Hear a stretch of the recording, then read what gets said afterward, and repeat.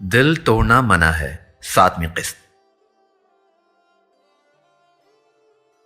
اسے جیسے سانس ہی کھینچ لی گئی ہو۔ سارے گھر والوں نے چہرہ اٹھا کر اس کی طرف دیکھا اور وہ کچھ نہ کرتے ہوئے بھی مجرم بنے کھڑی تھی۔ تو کیا پھپھو نے اسے یہاں دیکھ لیا تھا؟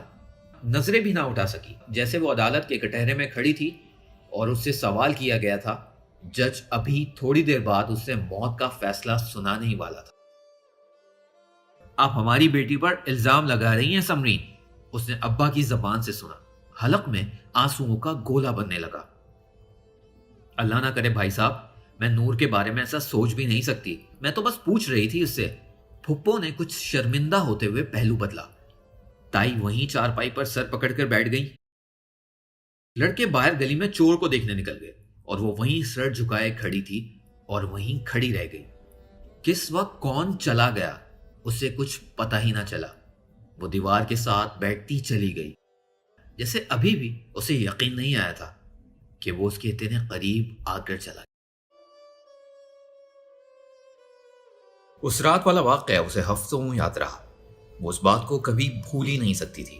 رات کو اس کے ماں آنے کے بعد وہ کافی وہمی ہو گئی تھی۔ ہر آہٹ پر اس کا دل کانپ جاتا۔ کسی کی زبان سے اپنا نام سن کر بھی خوف آنے لگتا تھا۔ اگلے دن وہ کالج بھی نہیں جا سکی، اسی کی وجہ سے، کہیں وہ پھر سے سامنے نہ آ جائے۔ گھر والے تو اس واقعے کو بھول گئے، مگر وہ اس سب کو خواب سمجھ کر بھول نہیں سکتی تھی۔ اس کی ہمت کیسے ہوئی تھی ان کے گھر اس کے سامنے آنے کی؟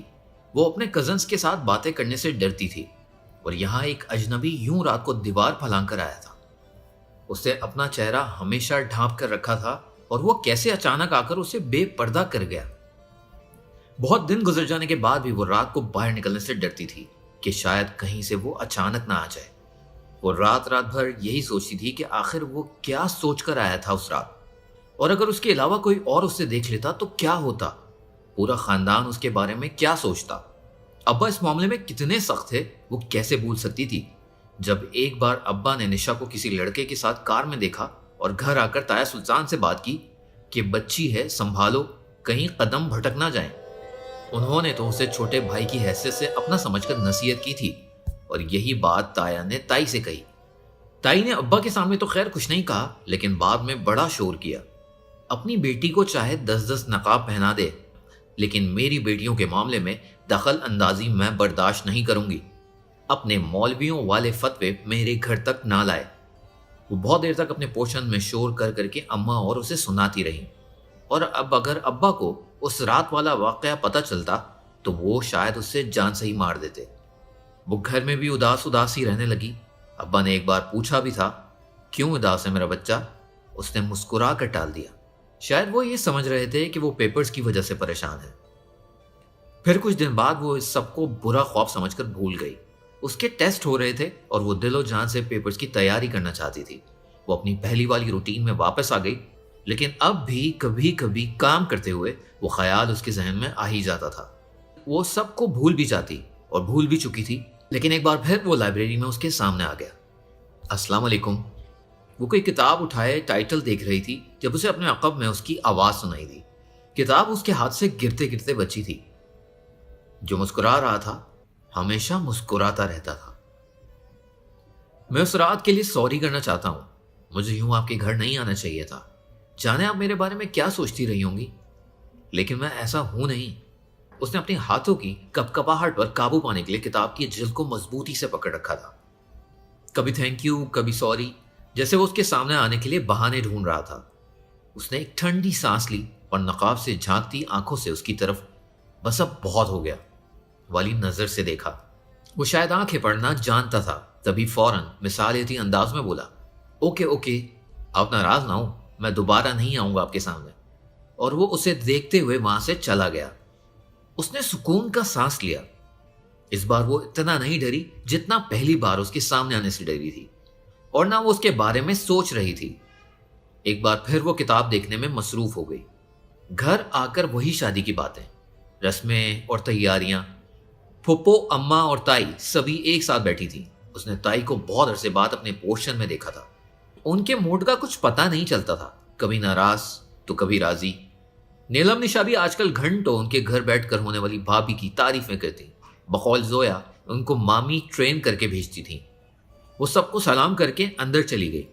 نکاح والی رات تو تائی کے ساتھ ایک عجیب واقعہ ہوا۔ لڑکی والوں نے عین قبولیت والے وقت ایک پلاٹ لڑکی کے نام کر دینے کی ڈیمانڈ رکھ دی۔ پلاٹ لکھ کر دینا آسان نہیں تھا، لیکن یوں رشتہ بھی تو نہیں توڑ سکتی تھی وہ۔ ایک رشتے کے ساتھ باقی 3 بچوں کے رشتے جڑے تھے۔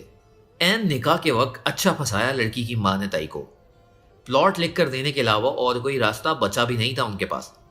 یہ پلاٹ تائی نے نیلم اور نشا کی جہیز کے لیے سنبھال کر رکھا تھا، اور نکاح کے بعد تایا کی ساری فیملی اس بات پر افسوس بھی کرتی رہی۔ جانے میرے بچوں کی خوشیوں کو کس منحوس کی نظر لگ جاتی ہے۔ تائی جلے دل کے ساتھ سر پکڑ کر بیٹھ گئی۔ بعد میں ان کی تایا کے ساتھ بھی اچھی خاصی بحث ہوئی، جس میں تایا اس پر الزام لگا رہے تھے کہ یہ رشتہ انہوں نے اپنی مرضی سے کیا تھا، کسی سے مشورہ تک نہیں کیا۔ اب جانے آگے کیا ہونا تھا۔ آج کل تائی سب سے یہی کہتی پھر رہی تھی، اسد کی شادی کے بعد نیلم کے ہاتھ پیلے کروں گی۔ پھپھو کے دل میں نئے لڈو پھوٹنے لگے۔ اسد ان کو زویا کے لیے پسند تھا، وہ تو خیر نہیں ہو سکا، لیکن نیلم اور حشر کے رشتے کے چانسز ابھی باقی تھے۔ اس بارے میں انہوں نے زویا سے بات بھی کی۔ زویا نے ان کے مشورے پر اپنی خواہش کچھ یوں ظاہر کی، کتنا اچھا ہوتا اگر نور میری بھابھی بنتی۔ پھپھو اس بات پر برا سا منہ بنا کر بولی، ایسا نہیں ہو سکتا، حافظ بھائی کے پاس دینے کے لیے ہے ہی کیا؟ خالی ہاتھ رخصت کرے گا وہ اپنی بیٹی کو، لوگ کیا کہیں گے؟ اکلوتے بیٹے کی بیوی جہیز میں کچھ نہیں لائی۔ امی جہیز کا سامان آپ کو کتنے دن تک سکون دے گا؟ ٹی وی فریج سے آپ کتنے دن تک دل بہلائیں گی؟ اس سے تو اچھا ہے ایسی بہو لائیں جو آپ کی دل سے عزت کرے اور آپ کو اس کی وجہ سے کبھی رونا نہ پڑے۔ زویا نے جو کچھ کہا تھا سچے دل سے کہا تھا۔ نور سے اچھی لڑکی حشر کے لیے کوئی اور ہو بھی نہیں سکتی تھی۔ بی بی، صرف سیرت سے کچھ نہیں ہوتا۔ جب لوگ اپنی اپنی بہوؤں کی فرنیچر گنوا رہی ہوں گی، تب میں کیا لوگوں سے یہ کہتی پھروں گی میری بہو صاف صفائی کتنی اچھی کرتی ہے یا کتنی پردہ نشین ہے؟ پھپھو اس کی بات پر خفا سی ہو گئی اور اٹھ کر وہاں سے چلی گئی۔ زویا تعصب سے ان کو دیکھتی رہ گئی۔ اگر نور اس گھر میں آتی تو ان کا گھر جنت بن جاتا۔ دنیا میں دوسری ایسی کوئی لڑکی ہے ہی نہیں جو اس جیسی ہو، مگر یہ بات وہ اپنی ماں کو نہیں سمجھا سکی، اور یہ خوش فہمی جانے کہ انہوں نے اپنے دل میں پال رکھی تھی۔ بڑی مامی ان کو کبھی اپنی بیٹی نہیں دیں گی۔ عہد وفا کر کے یوں کوئی ہٹتا نہیں پیچھے، سنگ چل پڑو کسی کے پھر چھوڑنا منع ہے۔ دل خدا کا گھر ہے، دل توڑنا منع ہے۔ ایسا پہلے کبھی نہیں ہوا تھا وہ رات کے 12 بجے گھر آیا ہو۔ اگر کبھی وہ لیٹ ہو ہی جاتا تو گھر کال کر کے بتا دیتا تھا۔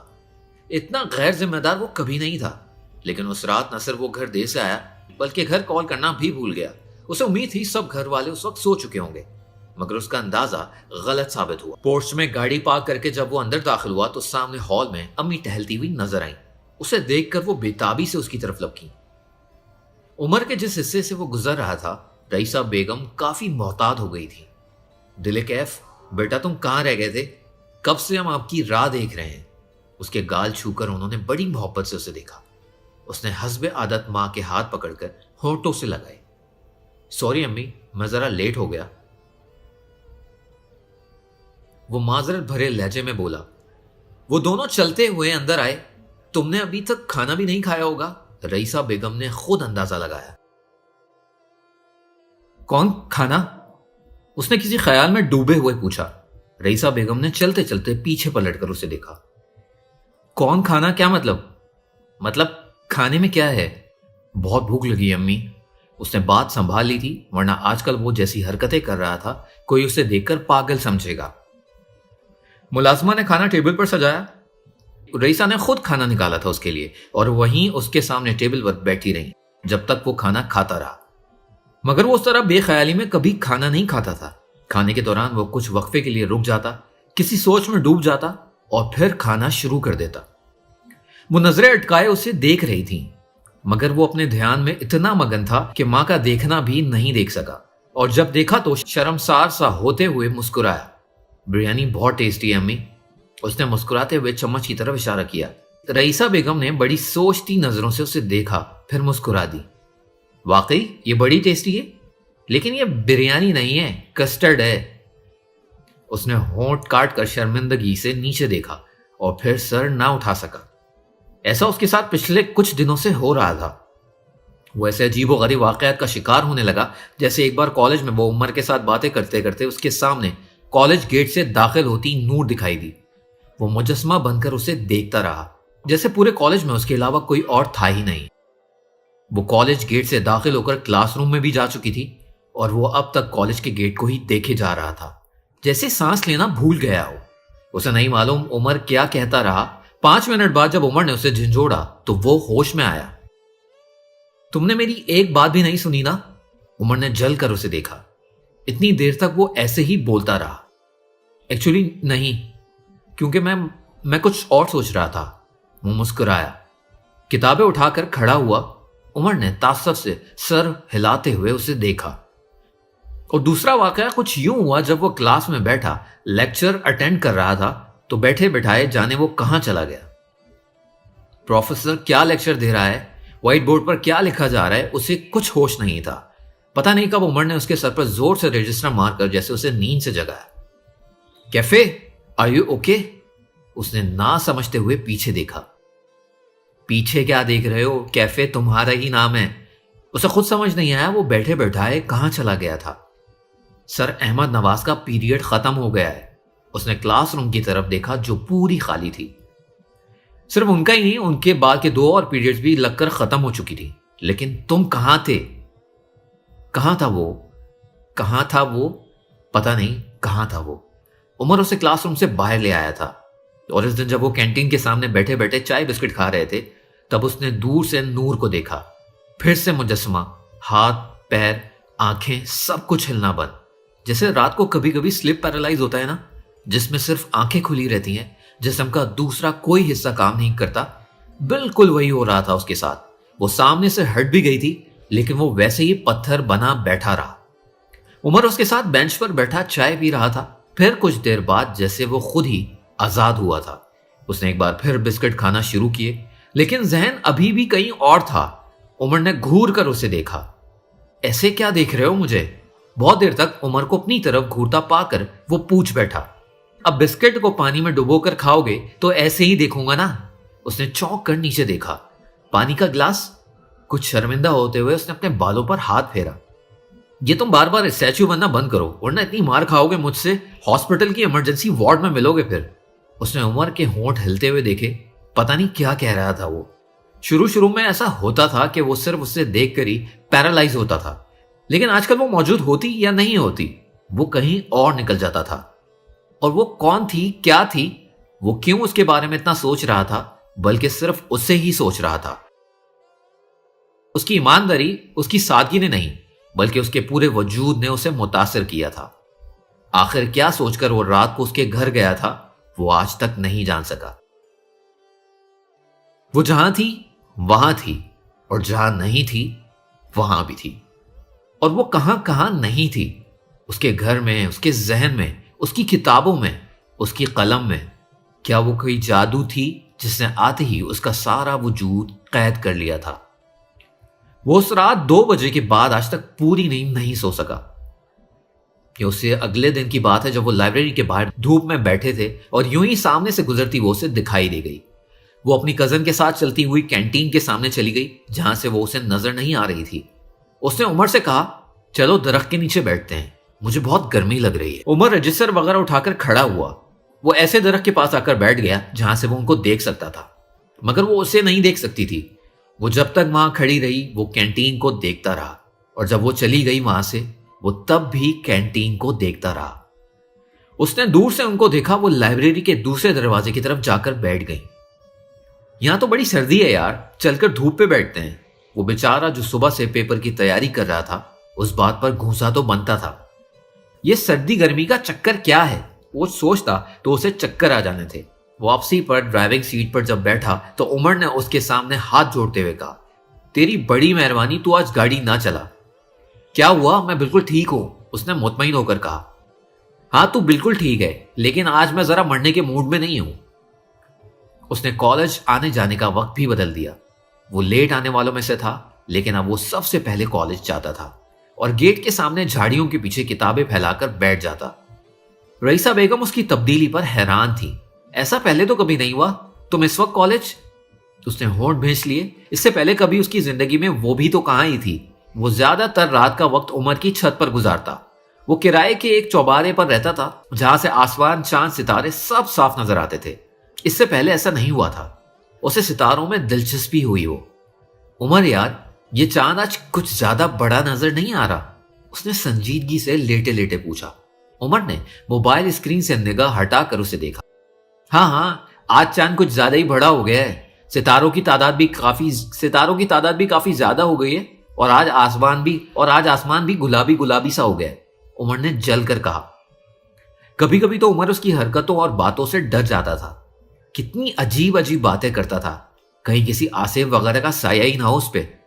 دوسری بار جب وہ گھر دیر سے گیا تو رئیسہ بیگم نے برہمی سے اسے دیکھا. میں کتنی دیر تک انتظار کرتی رہی ہوں. تم نے کہاں اتنی دیر کر دی؟ وہ ان سے کہتی رہی اس سے جن غریبوں کی مدد کرنی ہے دن کو کیا کرے، لیکن رات کو وہ گھر جلدی آیا کرے. اور وہ کیا کہتا؟ پچھلے کچھ دنوں سے اسے غریبوں کو کھانا کھلانا یاد ہی نہیں رہا تھا. پہلی بار وہ کسی غریب کی وجہ سے نہیں، کسی اور کی وجہ سے گھر دیر سے آیا تھا. دادی رات کو دیر سے سوتی تھی. اسے جب کبھی نیند نہیں آتی تو ان سے باتیں کر لیا کرتا تھا، یا ان کے گھٹنے پر سر رکھ کر سو جاتا تھا. دل کی جو باتیں وہ ماں سے نہیں کر سکتا تھا، دادی سے کر لیتا تھا. وہ رات کو چائے خود بناتا تھا اپنے لیے اور دادی کے لیے بھی. وہ کمال کی چائے بناتا تھا، لیکن رئیسہ کو ہمیشہ سے اعتراض رہا کہ وہ اپنے کام خود کیوں کرتا ہے. گھر میں اتنے سارے نوکر کس لیے ہیں؟ نوکروں کی چائے میں وہ محبت کہاں جو اپنے ہاتھ سے بنائے گئے چائے میں ہوتی ہے. دادی کو اس کی چائے بہت پسند تھی. وہ اکثر رات کو فرمائش کر کے اس سے چائے بنواتی تھی.